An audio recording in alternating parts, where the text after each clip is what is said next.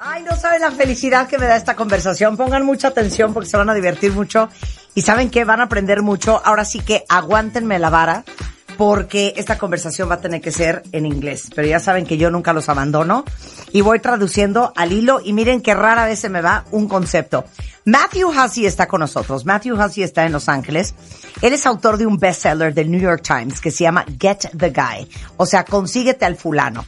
Él es coach de relaciones y el otro día lo vi en su Instagram. Síganlo en Matthew Hussey, les va a gustar. Se llama The Matthew Hussey, ahorita se los pongo en Twitter, porque sube muchísimo contenido. Y lo escuché hablando sobre cómo saber si estás en una relación con una persona, hombre, mujer, niño o quimera, narcisista. Y entonces le dijimos a Matthew, tienes que venir a radio acá en México a hablar de esto porque creo que va a ser súper interesante para la gente. Creo que la última vez que nos vimos fue durante la pandemia. My dear friend, how are you? Well, I do hope you were saying nice things because I was saying beautiful things about you. I think the last time, I think that the last time we spoke was during COVID, wasn't it? It was. It felt like a long time ago now. A long time It's lovely ago. to see you again. It's How are lovely to you? see you too. I was telling everybody that they should definitely follow you on Instagram and Facebook and YouTube because you have amazing content. And I was also telling them that I ran into one of your videos that you were talking about narcissism and how to know that you're in a relationship with a narcissist. And that we told you, you definitely have to come on Mexican radio to talk about this because this is going to be so interesting and so revealing to so many people that are in a relationship with a person like this and have no idea what the problem is. So shoot, my friend, the microphone is yours. Just bear with me, give the whole concept, then stop and I'll speak in Spanish and we'll go back and forth. Of course. Okay. Well, I should say that there was a bit of a bait and switch with that title because my expertise is not narcissism. And I would say to people to go check out people like Dr. Ramani, who are psychologists in narcissism that actually diagnose people. But narcissism has become a very ubiquitous word these days. Yeah. And what I wanted to do is say, hey, I may not be an expert on narcissism and have the credentials to diagnose it, but I have spent 15 years dealing with people who have trouble leaving relationships with people who treat them badly, who don't meet their needs, who make them feel wrong for even having needs, and who lie and manipulate them in the most egregious and toxic of ways. And what fascinated me is, why is it when we are constantly made miserable by somebody? Why is it when the most difficult relationship we've ever had is the one we are still in? Why is it that we seem unable to leave? And this was really me exploring that question in a detailed way, because I think that if you can get someone to the point where if I can create something and out of 1,000 people that watch it, 5 more leave than would have done without that video. Yeah. I think I saved 5 lives. Absolutely. With that video. Absolutely. And so this is what that video is intended to do. Okay, great. So let me say all that you said in Spanish. Dice, miren, yo no soy psiquiatra o psicólogo especialista en narcisismo. Hay gente que es especialista en eso. No estoy tratando de diagnosticar a un narcisista, pero lo que sí les puedo decir es que Matthew Hussey lleva 15 años dedicado a estudiar relaciones. Y lo que él está tratando de entender es por qué la gente que está en una relación con una persona que no la trata bien, no te hace bien, no cumple con tus necesidades, de hecho te hace sentir culpable por querer necesitar lo que necesitas, ¿por qué siguen en esa relación? ¿Por qué normalmente la relación más horrenda de tu vida es normalmente en la que actualmente estás? Entonces dice, la razón por la cual yo hago lo que hago es que pienso que si mi video hablando sobre este tema del cual vamos a hablar hoy, lo ven 1,000 personas. Y gracias a eso, 1,000 personas allá afuera, 5 les cae el 20. Y gracias a esa conversación, deciden cambiar su vida y dejar esa relación tóxica. la misión está más que cumplida porque yo me quedo pensando que por lo menos le salvé la vida a 5 personas. Okay, nail that down. So, number 1, what should we pay attention to? And let me ask you before I proceed, do I need to talk in shorter paragraphs for your sake? Not at all. You can speak as fast as you can, as long as you can. I will not forget a word of what you're saying. I promise. Well, that's very impressive. Okay, shoot. The first, and I want people to realize that as I go through these 7 things, they are actually designed to model the order of thought that people actually naturally go through in this situation. So it's actually really important people listen to them in order. Okay. The first one is that you must, at a certain point in your life, assume that someone will not change. Will not. And this has to be based on the empiricism of your life. Empiricism is, what is my experience of this person? Have they ever, in the time that I have known them, truly changed? Maybe we had an argument at certain points. Maybe there were moments where I threatened to leave, where I threatened that it would break if we went any further. And maybe there was a little spike on the graph for a moment. Their behavior changed just for a moment, but then they defaulted back to their baseline. Have they ever actually fundamentally changed? And if the answer is no, and you know that you've shown them every possible reaction to their actions, you've gotten angry, you've gotten sad, you've cried, you've become depressed, you have threatened them, you have gone cold and silent on them, you've been through everything.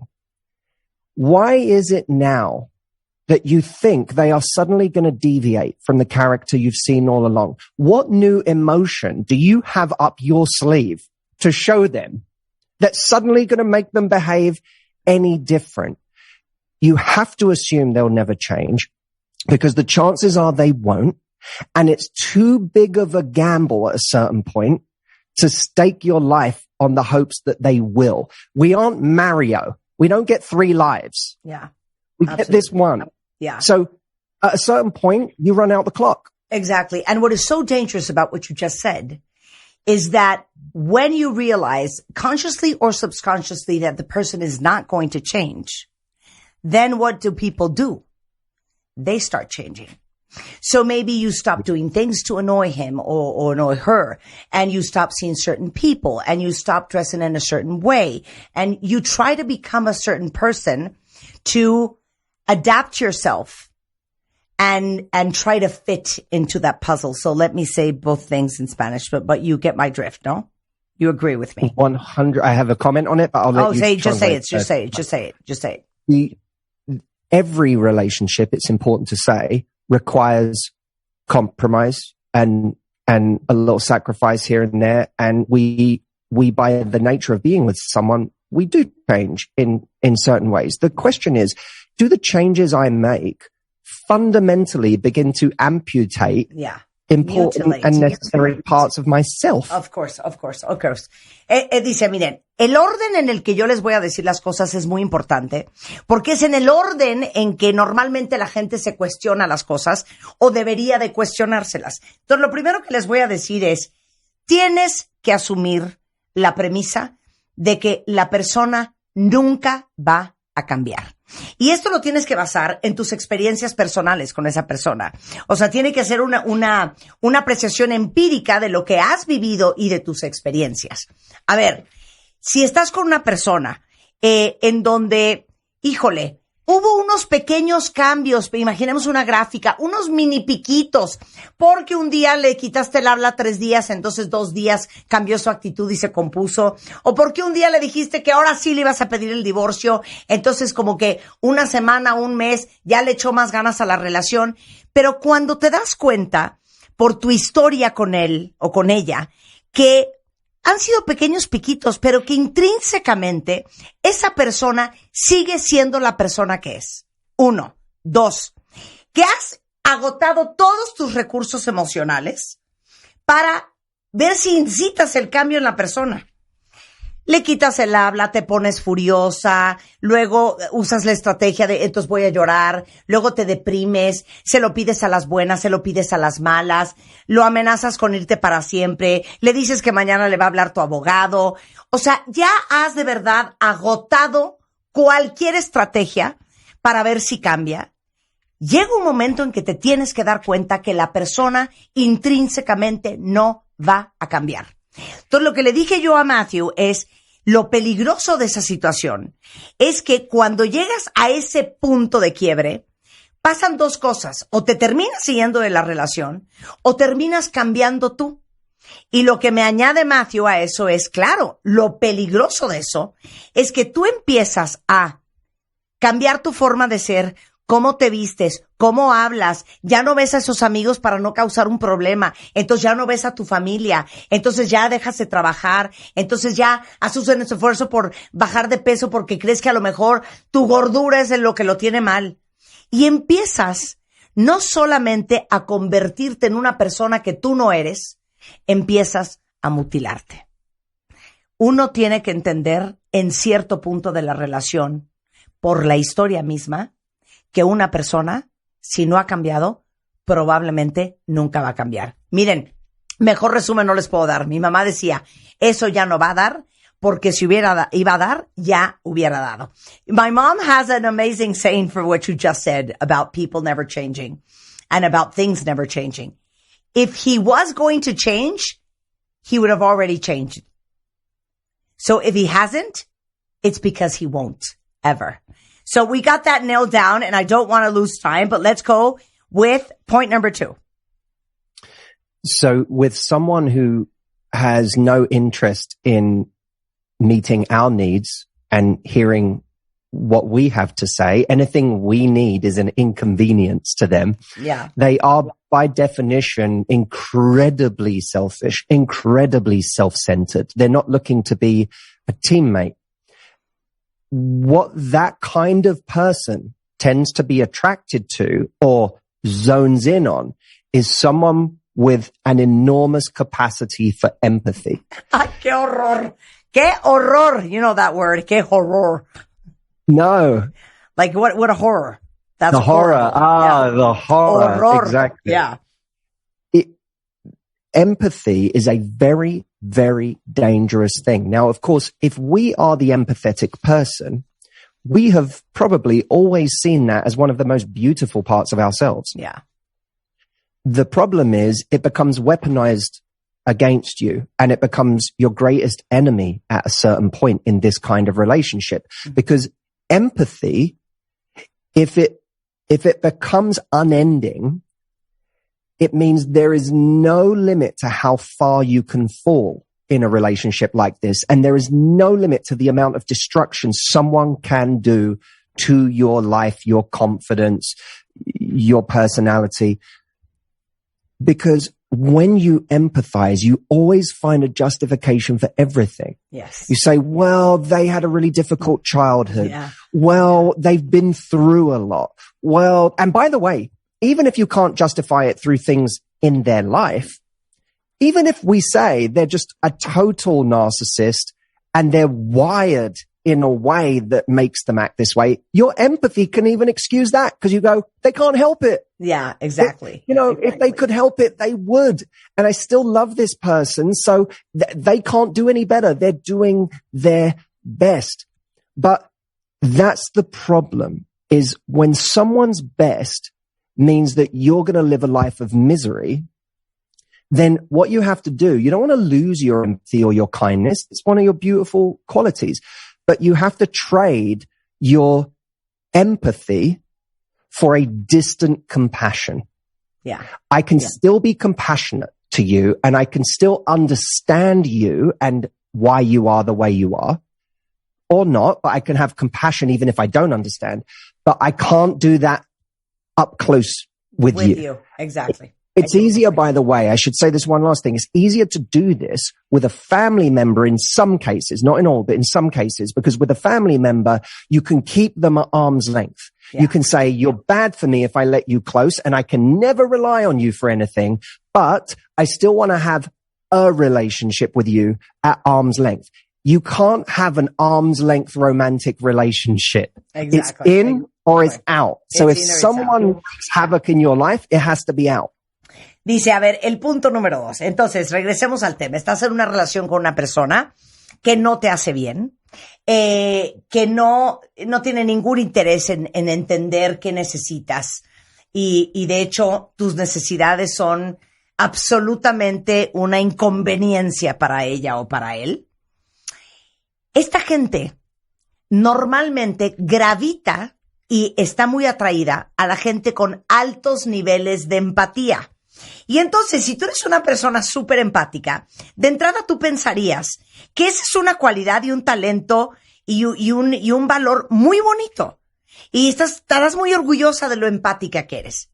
El peligro de eso es que tú puedes hacerte bolas y estirar tu empatía a un nivel que empiezas a usar tu empatía natural para justificar las acciones del otro. Por ejemplo, es que pobrecito, porque cuando él era chiquito, su papá le pegaba. No, pues es que ¿cómo no va a ser así? Si la verdad es que creció en una familia súper violenta o su mamá lo abandonó.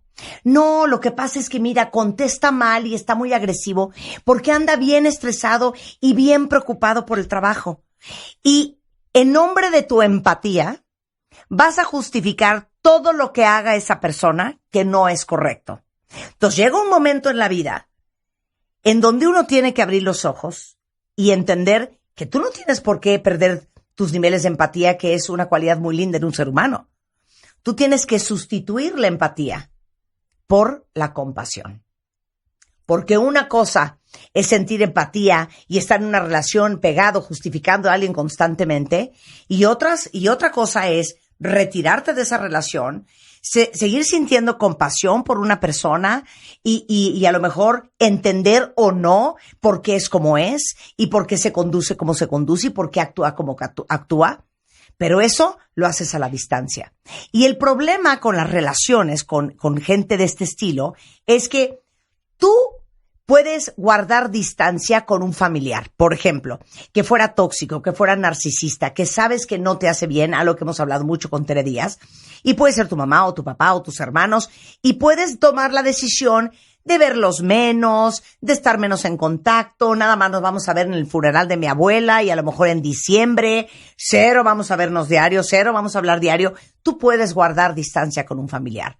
Pero tú no puedes guardar distancia con una pareja. Con una pareja es o todo o nada. Estás adentro o estás afuera.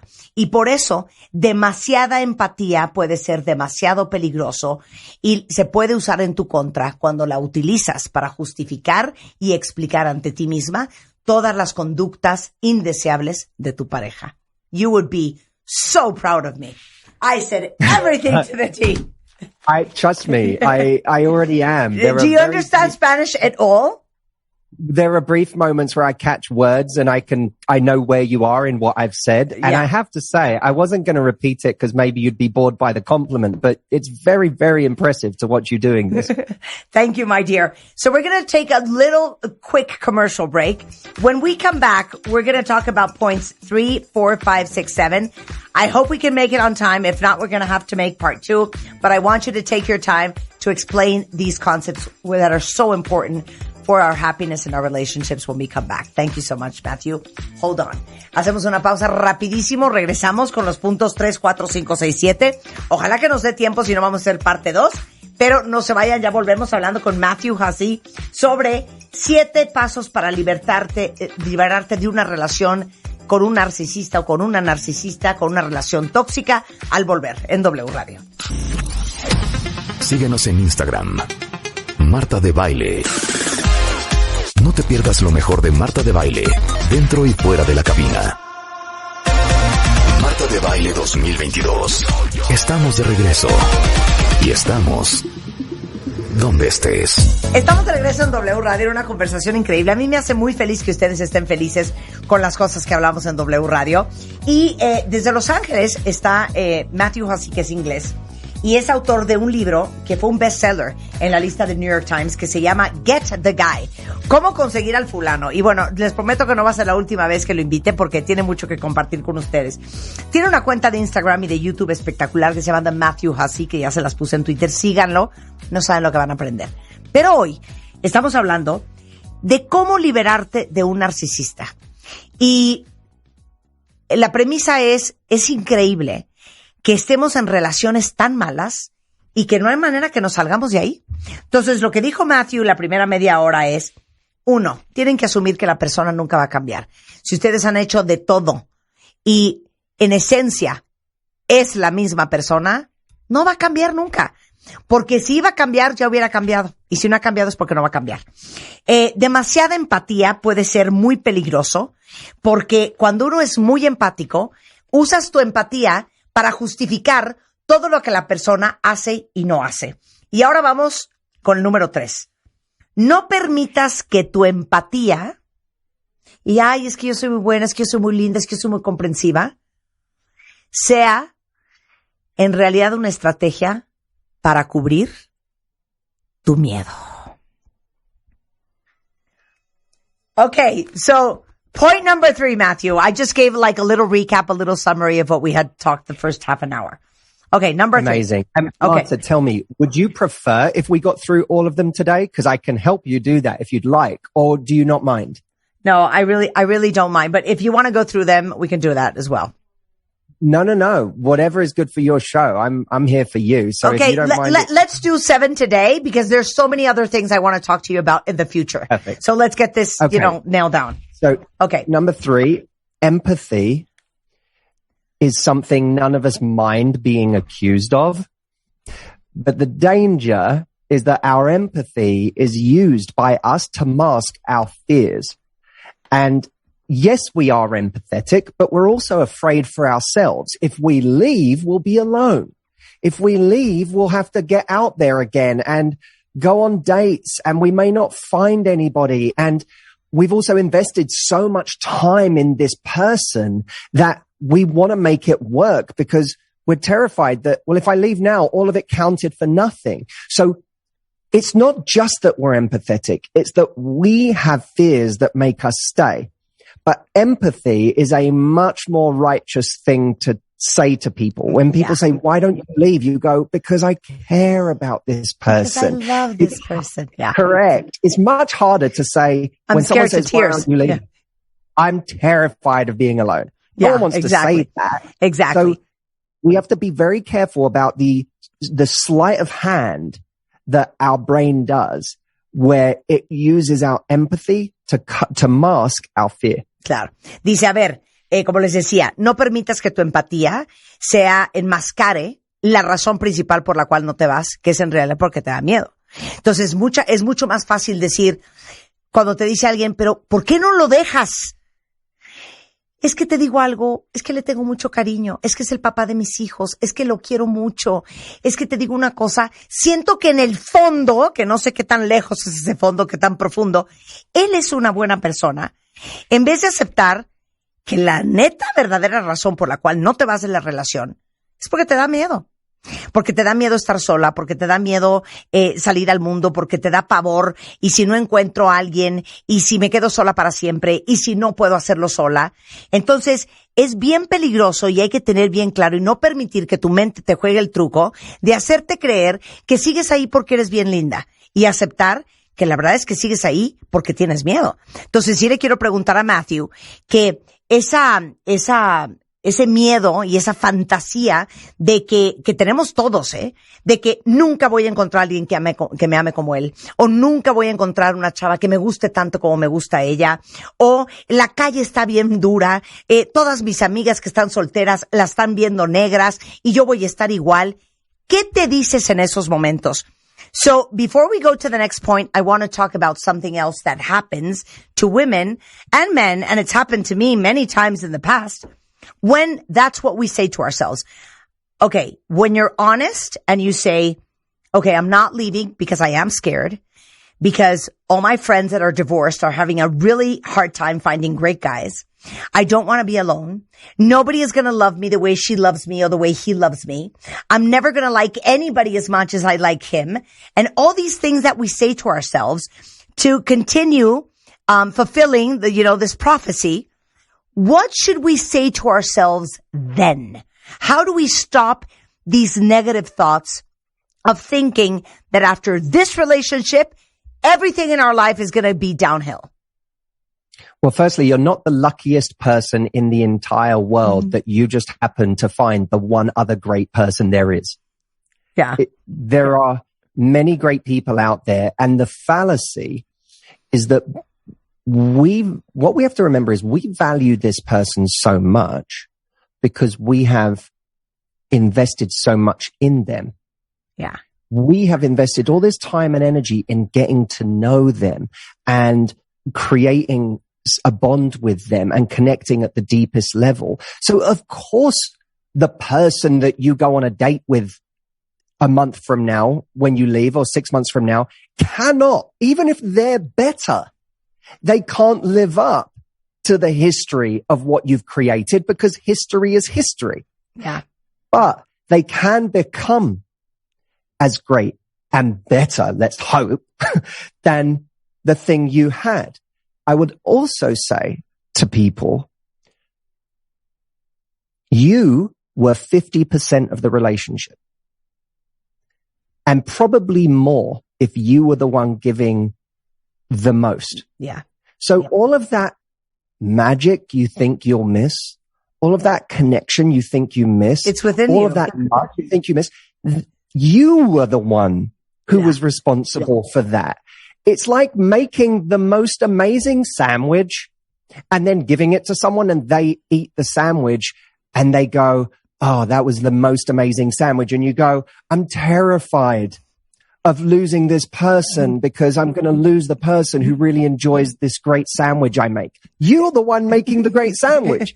You can go and make it again. So you were 50% of the relationship and maybe more. Never forget that because half of what you'll miss when you leave is you. Is you. Yeah. That's amazing. I've never heard that before. I love what you just said.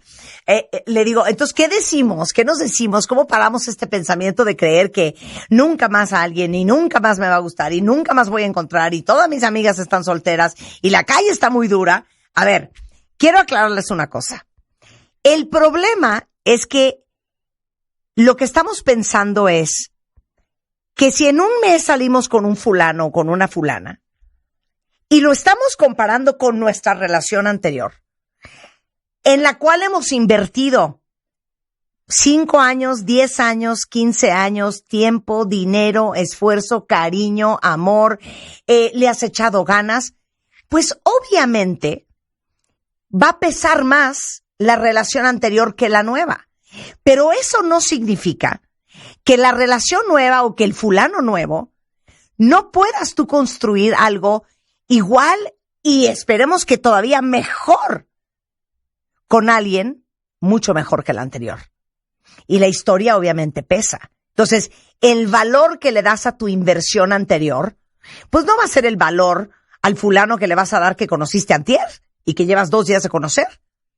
Pero dice Matthew algo bien interesante que nunca había oído y me encantó lo que dijo. A ver, tú en esa relación eras por lo menos el 50%, si no es que más. En los casos en donde tú eres el que das, el que escuchas, el que apoyas, el que tienes la paciencia, el que cedes, el que concedes, Entonces, eso está dentro de ti, eso no se lo lleva a la otra persona, eso tú te lo llevas a otra relación, esas son tus capacidades y tus herramientas propias internas para construir una relación nueva. Es como si un día le haces un sándwich a tu pareja, se lo das y tu pareja te dice, no manches, este es el mejor sándwich que he comido en mi vida. Acto seguido tú dices, qué miedo, qué pánico, no quiero perder a la persona que me va a decir que yo hago los mejores sándwiches. ¿De qué estás hablando? Si la que hizo el sándwich eres tú eres la autora, tú eres la que lo trae y eso te lo puedes llevar a cualquier otra relación. You see how passionate I get about what you said? if I wish that I could afford you to be the voice actor that translates all of my videos to Spanish, because they would kill. Oh, we can talk about a small compensation, and I will definitely help you. Okay. So I think we're definitely not going to finish 7 at this point, okay. But whatever we do, we'll do a part 2. Okay. Now you say we have to be willing to light the fuse that blows up our own life. What do you mean? Yeah. And this is the hardest part, is that, usually leaving a situation like this on some level feels like blowing up our own life. There is so much pain to go through and so much destruction that we have to bring on for ourselves. And we have to go through all of that. And that's the hardest thing to do, because we want someone to do it for us. It was almost like we want to meet this catastrophic event that we had no control over. And that did the hard part. But why, if you wait for the catastrophe, then it might get so bad that you'll forever regret how much destruction was caused. So you have to be willing to create that destruction yourself today. And I have found that one of the ways that we can help ourselves to do that is to genuinely have a radical acceptance of where we actually are. And it's not where we thought we were. We've been lying to ourselves and to other people about where we are. I'm in a happy marriage. We're just working on things. There's no we. You weren't working on things together. You were trying to figure out how to exist in this relationship. We have our ups and downs, but it's okay. I'm someone who's going to be in this marriage for life, or in this relationship for life. We have our story that we've been telling ourselves, and we're going to have to accept that we're not where we thought we were. The reality is, okay, I'm 50 and I am leaving a relationship and I'm going to be single again. I'm going to be repairing the damage that this relationship has done, and I'm going to be finding myself again in all of that. That's where I actually am. But the silver lining is that when we stop lying to ourselves about where we are, even modest progress, even modest forward motion actually starts to feel good. If I lie to you and I say I have $100,000 in the bank, but really I have a debt of $20,000. If I lose that debt, if I pay for that debt and I get back to zero, I won't feel any progress, because you still think I have $100,000. Of course. So I don't feel any progress. But if I'm honest with myself and I go, no, I'm in debt. Hey, Marta, I'm in debt, but I'm working on it. And then I halve that debt. I'm going to feel amazing, because I'm going to feel like I genuinely made progress. I was honest with myself about where I am. And that is what people have to do. Lose the story of where you thought you were at this point in your life and get honest with your new starting point. Okay, lo que quiere decir él es que uno tiene que estar dispuesto a prender la luz del fusible que prende tu propia vida.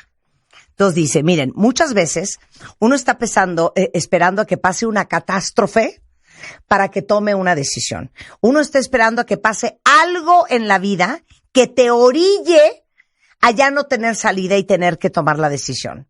A lo mejor para muchos puede ser, a ver, nada más que me pinte el cuerno y de ahí me agarro y me voy. O, a ver, en cuanto los niños se gradúen, ya de esta me agarro. Uno tiene que ser honesto consigo mismo. Y uno tiene que verdaderamente pensar, crear ese momento para tomar tu decisión. Y el primer paso que tienes que tomar es ser honesto contigo mismo y dejar de estarte contando una historia que no es la verdadera historia. Porque muchas veces si alguien te pregunta, ¿cómo vas? La respuesta inmediata y automática es, pues ahí vamos, bien, echándole ganas, cuando nadie le está echando ganas a ese matrimonio más que tú, ¿eh? Entonces, uno tiene que ser honesto en hacer la evaluación de dónde estoy el día de hoy. Y decir, honestamente, tengo 50 años, estoy en una relación nefasta, y voy a tomar la decisión de empezar a hacer lo que tengo que hacer para empezar a reconstruir mi vida. Porque esto no está padre. Porque nos mentimos para también justificarnos y porque es menos doloroso para nosotros que enfrentarlo, que estamos en una relación y pues que así es y pues que ni modo y bueno, pues este es el marido o la esposa que me tocó y bueno, pues esta es la vida y así es y hay que sufrir. Y cuando vienes de una cultura como la nuestra en donde entre más sufres, entre más te azotas, entre más abnegada, entre más arrastrada, mejor persona crees que eres porque eres más buena, porque eres más sacrificada, es todavía más difícil. Entonces él dice, es como si yo te digo ahorita que tengo $100,000 en el banco, cuando en realidad estoy endeudado con 20,000. Entonces, yo no voy a estar haciendo ningún progreso.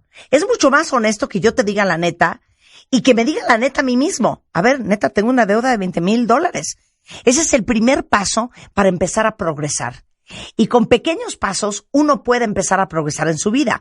Because what I also said in Spanish is, we come, especially in Latin America and other countries in the world, with very tribal societies, where the more you suffer, the more subservient you are, the better person, the better woman, the gooder person you become.